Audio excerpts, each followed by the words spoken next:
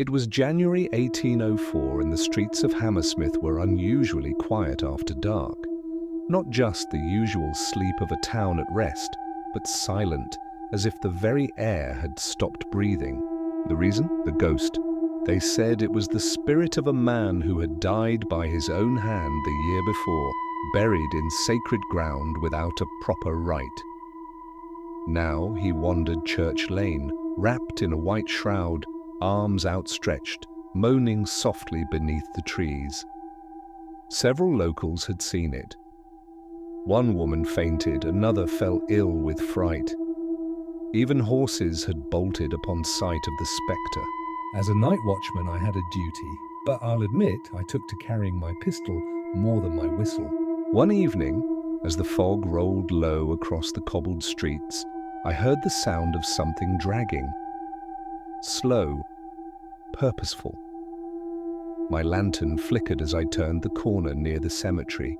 There he was, a figure, tall, wrapped in what looked like burial linen, face pale as marble, gliding more than walking.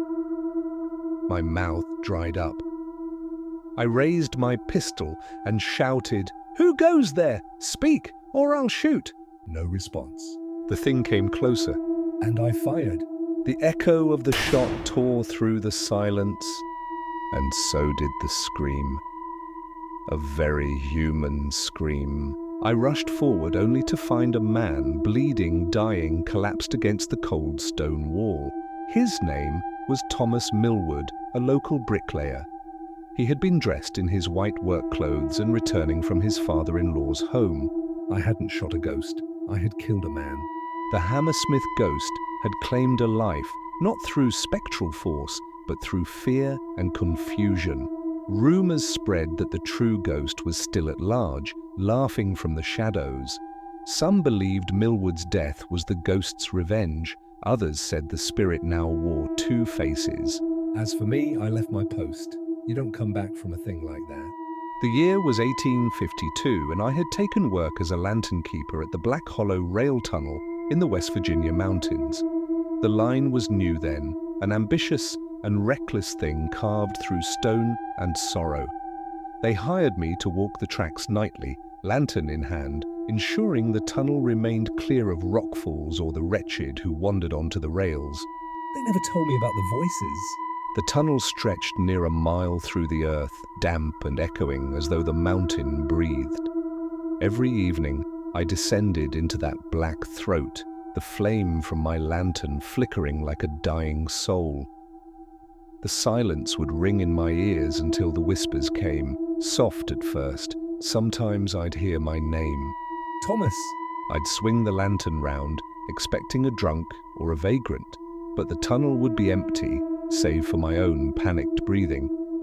I told the foreman, and he clapped my back and laughed, said it was just the wind winding through rock. But the wind doesn't weep. One night, as I reached the tunnel's heart, the light in my lantern died. It didn't sputter, it didn't dim, it simply went out, as if snuffed by an unseen hand. And in the dark, I was not alone. There came the sound of bare feet slapping stone, quick and wet. I fumbled for my flint, struck it desperately. The brief spark showed a figure crouched on the ceiling, limbs splayed like a spider, eyes reflecting silver in the dark. I dropped the flint. The thing spoke in my voice. Thomas, why did you leave us? I ran. I don't remember screaming, only that my boots struck the rail hard enough to bruise my heels. When I burst from the tunnel mouth, my face bloodied from falling. The other men said I looked like I'd seen the devil himself. I never went back. The tunnel's closed now, collapsed during an earthquake some 20 years later. They say 7 men died in the cave-in, but I know the truth. The mountain took them. The Mary Celeste is one of the most famous maritime mysteries ever. She was an American merchant ship that was found adrift in the Atlantic Ocean on December 4, 1872, by a British ship called the Dei Gratia. The Mary Celeste was completely intact under partial sail and had plenty of food and water on board, but the crew, including the captain, his wife, and their young daughter had vanished without a trace. The ship had left New York on November 7, 1872, bound for Genoa, Italy, carrying a cargo of industrial alcohol. When found, the ship's lifeboat was missing, but the vessel itself wasn't badly damaged, just a little water in the hold and some minor disarray. Personal belongings, valuables, and the cargo were mostly untouched. The ship's last log entry, dated 10 days earlier, didn't suggest anything unusual. Rumors swirled. An explosion feared from leaking alcohol, sudden storms, pirates, or something stranger still, a phantom of the sea. She would sail again under new captains and new cargoes, but she was never free of her dark reputation. Sailors muttered that she was cursed, and some refused to step aboard her decks.